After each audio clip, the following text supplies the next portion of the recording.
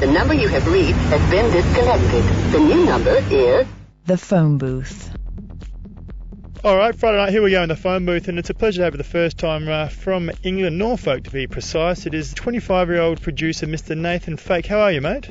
I'm all right, man, yeah. How are you? Yeah, very good, thanks. And I do say your age in that one because you've just released your second album now. It's a very, very big effort for a man of such a moderate age, I guess you could say. I suppose, yeah, I don't know. I think a lot of people have released 2 albums at my age, but yeah.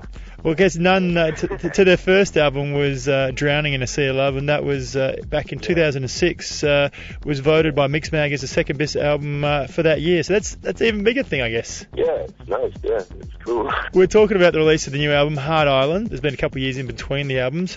Fill us through what you've been doing in that time. It's just been honing your sound. I understand it's developed a little bit since the last album. Basically, it's kind of like I was touring quite a lot over those last couple of years. I mean, after the album came out, I toured that album for about a year, and then I was just sort of writing new material and touring that at the same time. But yeah, I guess like some of the tunes on the album are quite old, and other ones are new, and I'm just kind of like concentrating on getting them sounding good, really. Are you consciously thinking as you're making these things, I guess, how does it translate to the live ability as well, or is it just sort of more of a sort of organic process of what comes out and just what sounds right is what will make it to the album? Depends really, because like with the first album, I mean, I wasn't really thinking about that one in a live context at all. That was really kind of I just sort of wrote it quite quickly, and all the songs were kind of like home, like stuff to listen to at home, really. I think with this, with Hard Island, I mean, it's definitely like some of the tracks are kind of born out of live situations, really. But a couple of the tracks were just sort of started off as little loops that I'd improvised with playing live, and then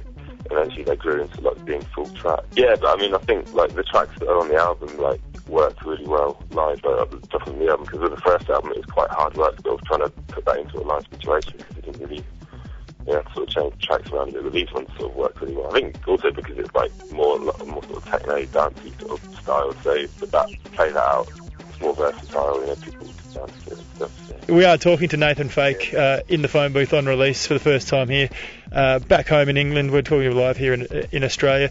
Mate, you did have the launch just recently, I believe, the other week for the album in London with a few of your mates. How did that go down? James Holden, the operator, doing what I think you describe as a death electro set. yeah, that was on Friday. That was really wicked. It went like very well, like much better than I ever expected. But yeah, basically, there's a bunch of my mates playing. There was Lewis, who is operator. He's my mate. He's from Edinburgh, and like my friend Wesley, who's also on board the community. It was really good. Like I basically sort of picked the lineup myself, and yeah, Lewis just played a really blinding set. I mean, he hasn't really done many gigs in London before, and that was a nice sort of way to get him out there. I thought it was cool. So yeah, it's good. And you talk about we were talking about earlier, live set transition between the producer side and now DJing out. I guess for the tech heads, what sort of stuff are you doing live? Are you performing off? Is it Ableton? It seems to be very much a platform. Are you going somewhere different with hardware, etc.? What's involved in Nathan Fake live? It's pretty simple. Like I mean, I've got this Ableton, same as everyone else really.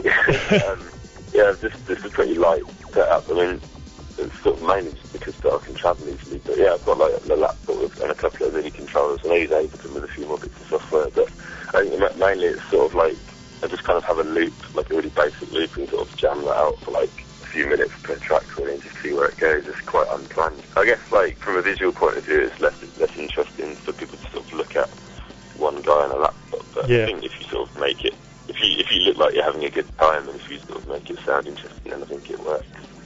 Absolutely agree with you. We are talking to Nathan Fake in the phone booth on release.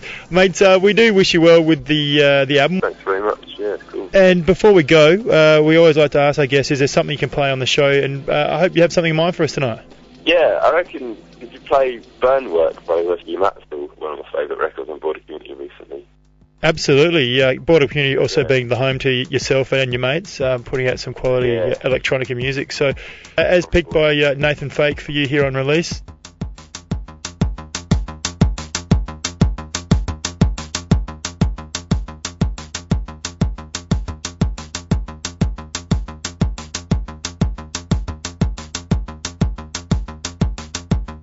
For more, head to djrelax.com.